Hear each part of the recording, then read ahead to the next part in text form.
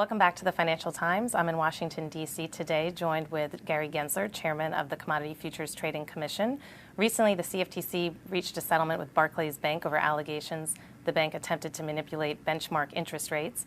The case resulted in record fines and the resignations of top senior executives at the bank. Mr. Gensler, thanks for joining us. Good to be with you, Kara. What does this case say about the culture of global banking? Well, I think what it says is that this one bank was attempting to manipulate and falsely report a critical rate that matters to all of us. Every American borrows money sometime in their life. It could be a credit card loan, it could be a student loan, a mortgage. And what they might not know in the fine print is the fine print somewhere often says it's based on this rate over in London called the London Interbank Offering Rate, or LIBOR. And this bank, Barclays, had a pervasive pattern that for profit or reputation that they falsely reported this rate. It's bad. It's serious. It needs to be cleaned up. What can we take away from this case about global regulation and cooperation? You brought the case with the U.S. Department of Justice and Britain's Financial Services Authority. It does take a lot of cooperation. I would say this. We need to be well-resourced. I'm sure the FSA probably needs to be well-resourced to bring a case like this. The odds are against regulators because we're so under-resetted. And the evidence shines a spotlight on the BBA.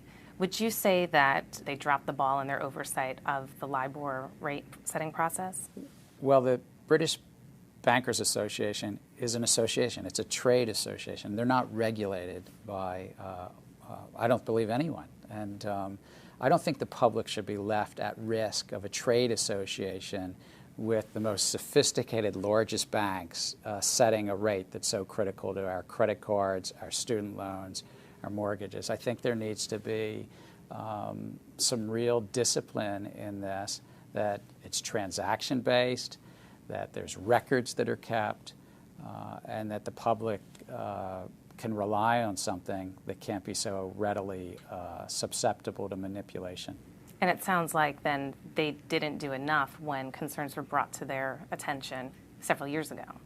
They could be aware of the same things that we at the CFTC were aware of back in 2008. Many journalists were writing about this. But I think it's now time to fix this benchmark. Do you see this accelerating any existing financial regulation that's making its way through your agency and others? Well, we at the CFTC oversee the futures marketplace and, as you said, swaps marketplace, this vast marketplace, which was at the center of the 2008 global crisis. We're over halfway done finalizing the rules. We have about 20 to go. We need to get them done.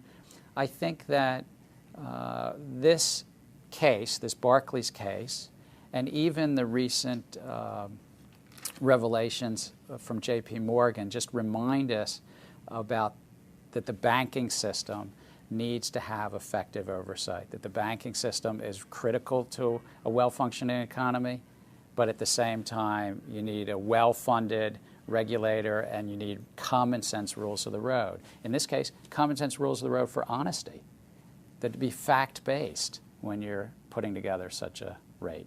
And your settlement was not just financial terms. You mentioned some of these non-financial conditions that Barclays had to undertake, including increased documentation, firewalls between the submitters and the traders, and annual audits by a third party, making sure that they were following these protocols. And there's also an element of having Barclays act as an advocate in discussions with any benchmark setter, whether it's the BBA or someone else. And I wonder, I mean, it seems like this is a little bit of regulation by enforcement. Well, we're going to use every tool we can, whether it's enforcement tools or rule writing tools, to try to benefit the American public and make sure markets are clean of fraud and manipulation. In this case, this was pervasive. And we worked with Barclays in a cooperative way to come up with these undertakings, yes, to make sure that in the future it's based on the facts of transactions. If they make adjustments, they have to document it and have, as you said, firewalls between the profit-making trading desk and these submitters. We thought this was very critical to this settlement. We hope others take a very close look at it. I mean, some banks might look at this and say, wow, that's a lot of compliance, that's a lot of new undertakings. are we going to get swept up in this?